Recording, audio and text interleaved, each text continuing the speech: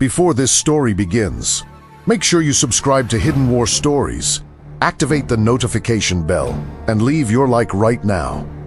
Because what you're about to hear is one of the most unbelievable, powerful, and hidden chapters in American military history.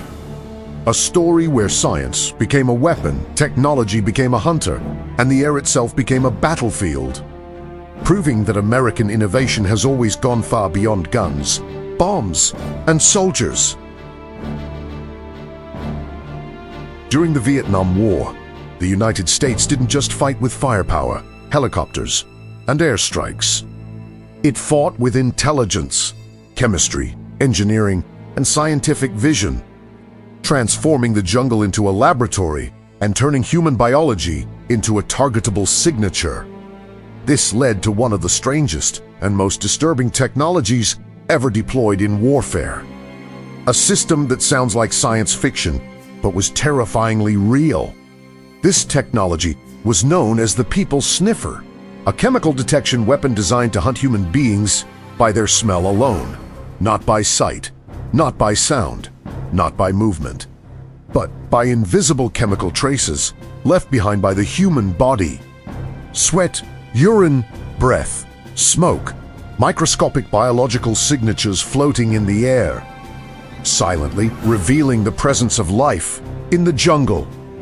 In 1967, the United States unleashed this system into the jungles of Vietnam. Developed by General Electric and engineered for the U.S. Army Chemical Corps. It turned the battlefield into a chemical detection zone where simply existing as a human being could expose your position. Survival now depended not only on camouflage and silence, but on chemistry, airflow, and molecular traces. The People Sniffer was not just a device, it was a concept. A radical idea that said the enemy could not hide if science could find what the human eye could not see. American soldiers carried the XM to system on their backs.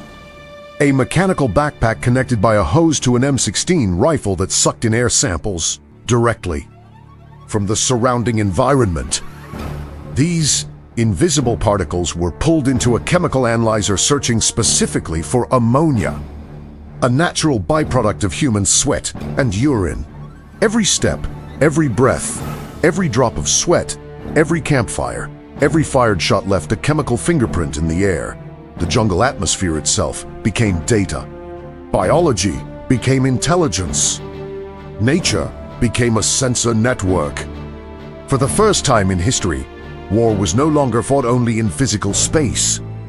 It was fought in molecular space, chemical space, invisible layers of reality never weaponized before.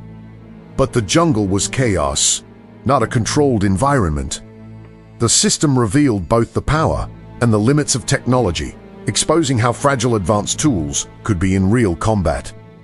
The sensors were so sensitive they often detected the soldiers operating them. Nearby civilians, animals, water buffalo, and natural biological activity. False positives were constant. Soldiers had to walk against the wind to avoid self-detection, while the machine emitted loud warning sounds, destroying stealth and turning cutting-edge technology into a tactical liability. But American strategy didn't stop. It evolved. It adapted. It escalated. The technology moved into the air. Helicopters were transformed into airborne chemical hunters during the infamous Snoopy missions. These aircraft flew low over the jungle canopy, vacuuming air into onboard sensors, scanning for campfire smoke, gunpowder residue, and ammonia traces. Helicopters became flying laboratories, airborne surveillance platforms that didn't just see the jungle, they analyzed it. When chemical concentrations were detected, alarms sounded, marking invisible enemies hidden beneath the trees. For the first time, war was guided not just by human senses, but by machines interpreting invisible biological data. Yet war is about adaptation, and the Viet Cong and North Vietnamese forces were not passive targets. They studied the system, learned the chemistry, and turned it against the Americans. Buckets of urine were hung in trees as chemical traps, creating false targets that lured helicopters into empty zones, transforming detection technology into deception. They stopped firing at helicopters to avoid releasing gunpowder smoke. They manipulated airflow, terrain, and environmental conditions.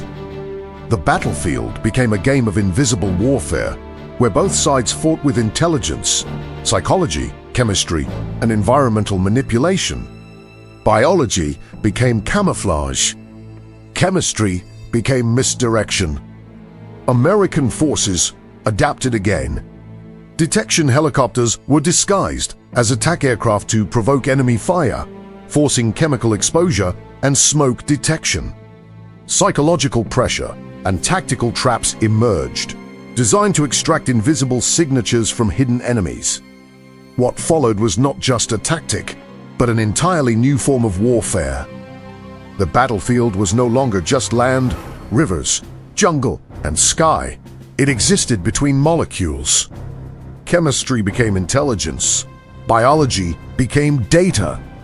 Technology hunted humans through the air itself.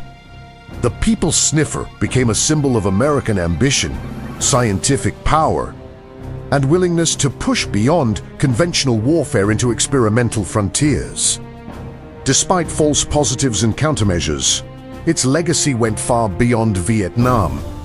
It marked the moment warfare entered a new era, where sensors, data, detection systems, and environmental intelligence became as important as weapons, laying the groundwork for drones. Satellites, biometric tracking, AI-assisted intelligence, and modern digital battlefields. Hidden inside the chaos of the Vietnam War is this story of scientific warfare and strategic experimentation. A story that proves America didn't just fight wars, it transformed the nature of war itself. In Vietnam, the United States didn't just fight an enemy, it fought the limits of science, technology, and human perception. And in doing so, it created a battlefield that existed not on maps, but in chemistry, data, and invisible traces of human existence. A hidden war inside the war, where survival depended not only on weapons, but on molecules. Where the air itself became a weapon, a sensor, and a battlefield, changing warfare forever.